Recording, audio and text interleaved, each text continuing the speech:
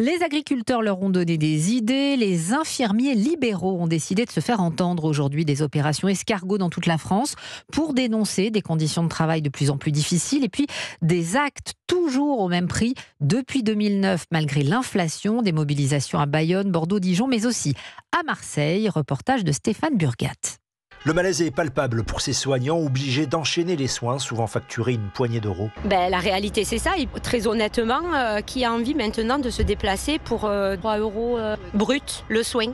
Qui ? D'autant que leur charge flambe, le prix d'une boîte de gants de soins a augmenté de 150% depuis la crise Covid, nous explique Jean-Sébastien Nizou, également représentant du syndicat Convergence Infirmière.